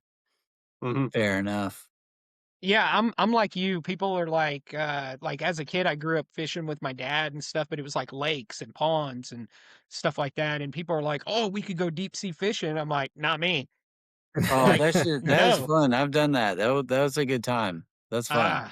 I just don't want to go where I can't like see the land. Not that even if I was in the ocean and I was like a couple miles out and could see the land and I felt safe, it's like I Ugh. couldn't swim to the Right. ocean, or I mean back to Mhm. land, obviously. But I would feel like, because I saw it now, whenever they get out there like, golly, 30, 40 miles off, or however far they go, where they just, there's nothing, you can't see anything. I'm Mhm. like, we got to go home, guys. Yeah. All right. Question 4. You guys ready?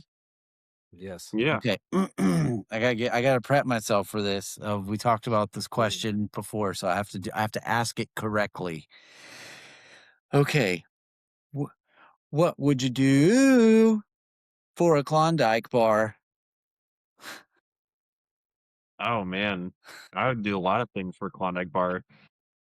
What's the craziest thing you would do for a Klondike? I would ask this question for a Klondike bar.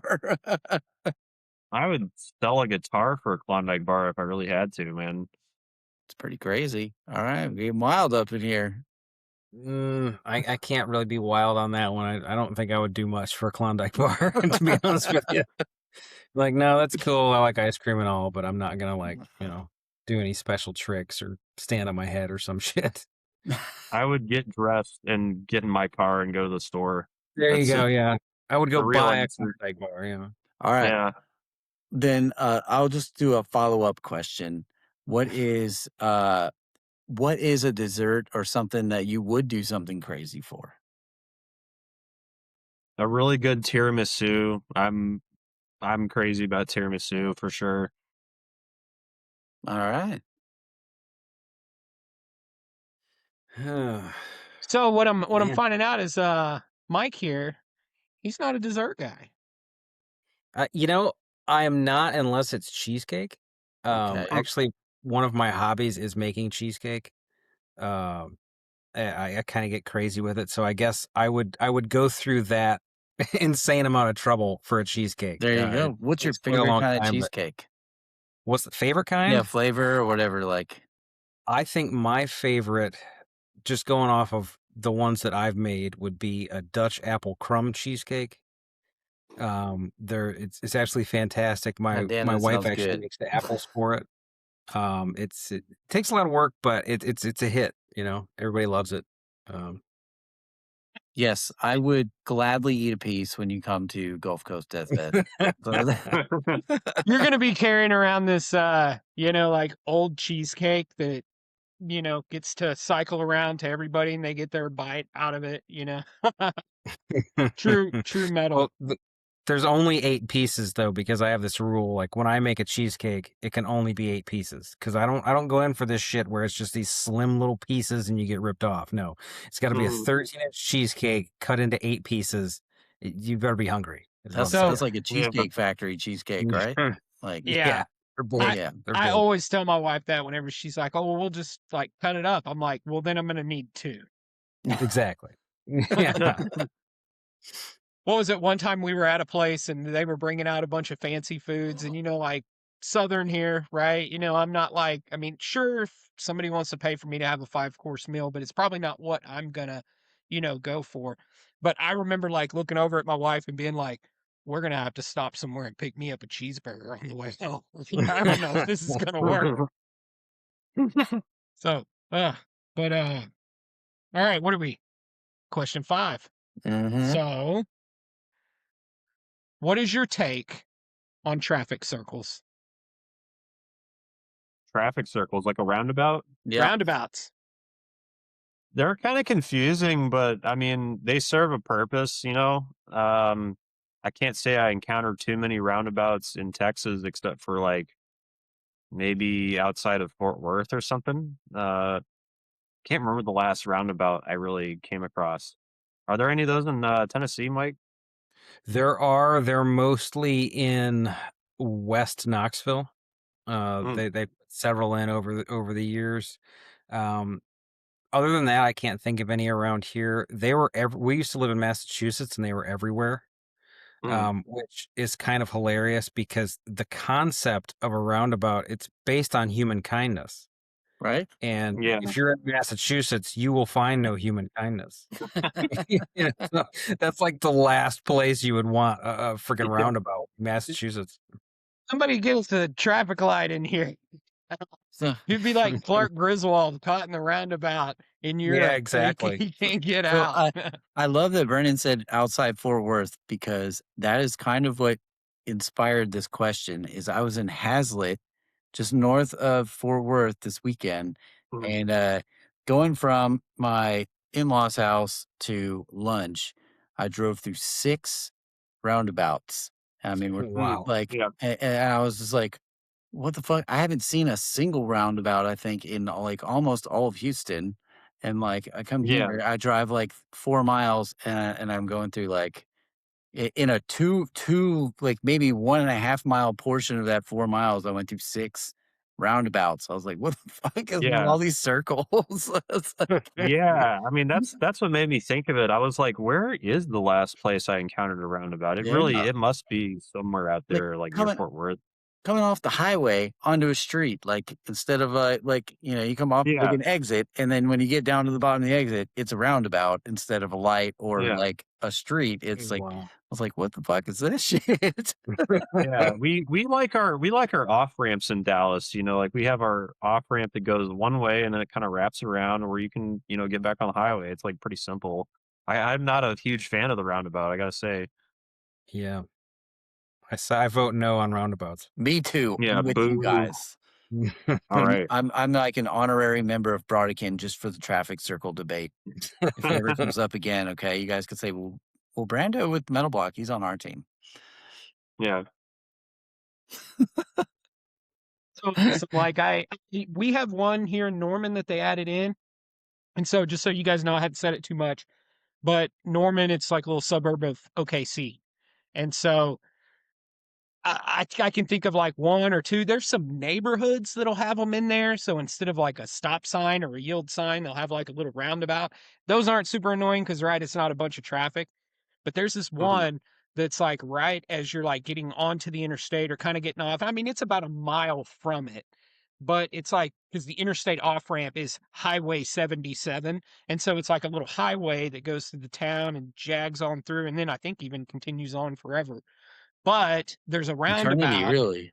Yeah, it goes on forever, but Forever. there's a roundabout and it gets super annoying because like you said, people aren't really friendly and I mean, believe it or not, even in Norman, Oklahoma City, they're like, my turn, and so they're going, I mean, and then some people cut you off because they know, like, oh, I'm not going to get a chance unless I do. And I'm kind of like, whoa, buddy, I'm not one of them. But, hey, man, we've changed. We're friends. All right. So that's the Fast Five. But we have one bonus question. How do you guys feel about us, the Metal Block, dropping clearly Canadian sparkling water and possibly adding Snapper lawnmowers as our unofficial sponsor? Wait, you guys have sponsors? No, unofficial. Unofficial. Oh, okay, an yeah. I unofficial missed the sponsor. unofficial part. Okay. I was gonna say that'd be really cool. We'd love to. What was the second thing? I didn't even really hear that clearly. Snapper lawnmowers. I don't even know. I don't even know if it's real. It was in a George Carlin stand-up like a long time Snapper ago. lawnmowers are a real thing. Yeah, as far as I know. I thought they were. Yeah, they have. I was gonna say that's got to be a real thing. Yeah, I know. I support that. Fuck Can't you, really clearly comment Canadian. on Snappers. Never You're used out. one. I do support dropping sparkling water because when you're thirsty, that shit just doesn't cut it at all. Yeah. So I'd say go with the lawnmowers. They call it a sparkling water beverage, but I'm pretty sure it's more of a Sprite with just not lemon lime flavor. Like there's a shitload of Yeah, like sugar you in have to this add your own. fucking thing. Yeah. So it has a whole bunch of sugar in it. And so it's not really just sparkling water. I don't know if you guys remember, but this was big time whenever I was a kid growing up. Like they were like glass bottle sparkling water, and that's what they look like right there. And anyway, we've had fun playing with Clearly Canadian on the show, and they don't ever respond to us, so we're dropping them. You're gone. You're dead to us. Man. That's I right. think Everybody the has first to year we go did this on podcast, we made up sparkling water. a Clearly Canadian, like different themed commercials. Like we just had fun with it for like 8 months. And we were tagging them, and everything we posted on the internet, we got zero feedback. They didn't like it. Man. Yeah. Free advertisement. Come on. Right? Doesn't get any better than that. So they're out. Snappers are in. All right. Snappers. That's it. So, hey guys, thanks for playing. I know those are dumb questions, but we have a blast. It's a smile. It's fun to hear what you guys have to say. It's just to get a chance to see your personality. We love hearing the stories about your gear. We love hearing the stories about how you write music. We love hearing the stories about the band. And I mean, like we're all metal and we are here for you. So, thanks for taking time to be with us on the show and, Yeah, for real. just sharing, a little bit of your side of the world and letting us dig in. I know we're going on about an hour and 40 minutes now, so that's what Well, always happens. We always are like, I think in the beginning we said we were going to try to keep them, shorter, like 30 minutes or so. And then we just realized you can't get to know people in that amount of time. Yeah. And Yeah. if we were just reviewing an album or doing something like that, it would be different. Right, Brandon? We were trying to find things to talk about back then, but ever since we started hanging out with bands and that kind of just became what we enjoyed doing and spending our time with, we can't get it done in that short of a time. And so usually around this time we kind of say our thanks and whatnot and just let you guys know that we are so grateful for your time today and sharing with us. And like I said, we're here for you, to support you guys. And so we're always going to be watching, like you're a part of the family. So we keep an eye on what you guys are doing and we make sure and share it on our end and just try to get it out there. You can always reach out to us and talk to us too if there's anything we could do to help. But we love you guys. And, I don't have any other questions or any other conversation or anything. And so, I'll just leave it to you guys if you have anything for us or, we can tell everybody, see you later. You sure you don't Well, have to thanks for ask having us. anything about food or anything? There's not any burning questions about an entree you've been thinking about? All right, We hold covered on. Yeah, food come quite a on. bit. Well, so, but we covered crystals. So I actually was going to ask if you thought crystals was better than White Castle. I'm going to say yes because of the chili cheese fries and corn puffs, which White Castle does not have, to my knowledge. So I've never had the chili cheese fries or corn Oh, puffs. wow. Oh, you got to try it now. Yeah. Gonna have to get those. Sounds like we're taking a trip. Yeah, we're gonna go visit Yeah. Mike. Just make sure you're close to a bathroom. But they're really good. Yeah, I did know that rule. Just so you know, Mike, I'm always close to a bathroom. Oh, yeah, it's probably good. Excuse me, Brandon, he says, I had to stop by Buc-ee's for a pit stop. And I was like, what, did you go poop? I mean, they Yeah, got clean ass bathrooms, yeah, dude. that's The place to do it. Yeah, for sure. There's two places I'll stop to do that. That's either a Buc-ee's or you go into a hotel and you use their lobby bathroom because the lobby bathroom is always clean in a hotel. Oh. Mark, Good point. Little road Right. trip tidbit for you guys when you're on the road again, like if you can't hit a Buc-ee's, find yourself a Holiday Inn or something like that, or Marriott, and go hit up that lobby bathroom if you need to. You just walk in, like the people there, they don't know if you checked in the night before. They just go, Sure. they don't know if you're supposed to be there or not. You just walk in like you're supposed to be there, hit that bathroom, and then get out. There you go. Yeah. yeah, I guess at that point they're just going to ask you to leave, and you're like, oh, I'm heading out the door anyway. So Right. Yeah. I'm done now. You can go in there between No like harm, 6 no and 8. foul. You can even walk right up to the continental breakfast and get out of there with a bowl of cereal and an apple or something. There you Yeah. go. No What one's you- stopping you. what you doing? Yeah, it's like Making I'm not checking waffles, keys. checking keys. Oh man, that's hilarious. I love continental breakfast, by the way, so that's the problem, Mike. We get on food, we could have a whole show about food, brother. You know what I'm saying? You are correct. You are correct. I love to cook. No, Cook if all you- the time. And you no, love cheesecake. that's not to make say it. we were saying bye, but that's not to say like if there's something you would like to tell us, Mike, we are open to hearing it. No, I can't think of anything. Was this turned into a therapy session? Like, I mean, well, man, like like if there is an entree you'd like to mention and give a good shout out to, we're We'll I call it recently Friends of Food. learned how to make macaroni and cheese like in a traditional way. I'm pretty proud of that. Never messed with it before. You'd think it's simple, and it actually is, but I don't know. I don't have anything fancy that I've added to the repertoire. Just macaroni and cheese is now on the list. Yeah, All but right. it's a staple. You know what I'm saying? Right. It's not like you didn't need macaroni and cheese. Like, you have to have macaroni and cheese in your Of course, repertoire. yeah. So, I mean, it was an I was important step. I was relying on Jamie's wife for it. Like, I would always try and shake her down for some macaroni, like around events, because she just does really, really good job. So I thought, man, instead of bothering this poor woman like every 2 or 3 months, maybe I should just learn how to do it. You know what I mean? So And now you got it.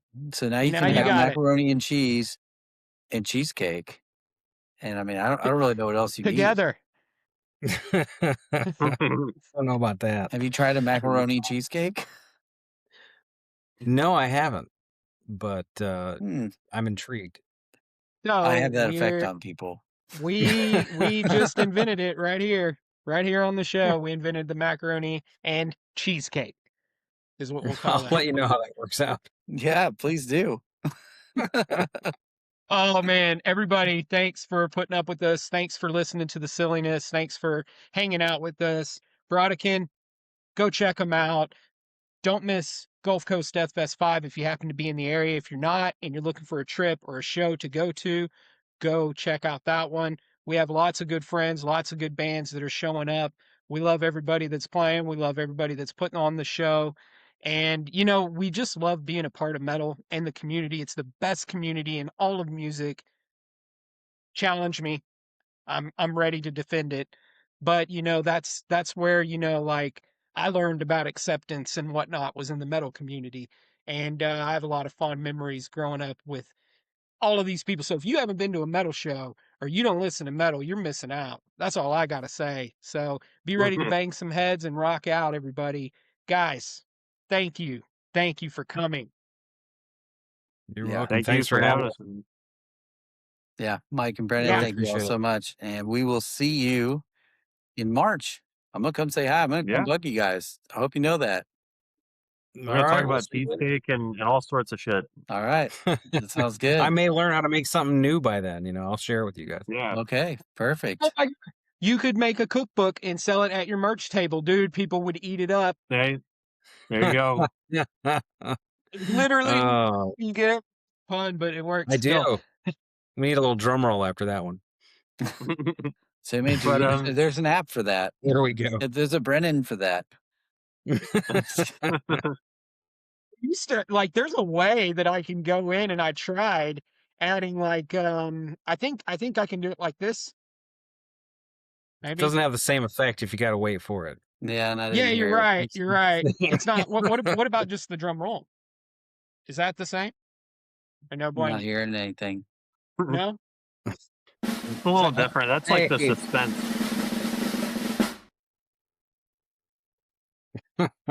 Here's the joke. There it is. There you go. There it is. Okay. Yeah. But never. You're gonna have to make that a regular feature on the show. Yeah. Just the soundboard. They just added it in like last time, and I think I can even upload my own, and make it my thing too. So just more tweaking and tinkering, right? Yep. Well, guys, that's all we got. Everybody out there, thanks for hanging with us. Go check out Brodequin. Metal Block over and out. All right. Thanks, y'all.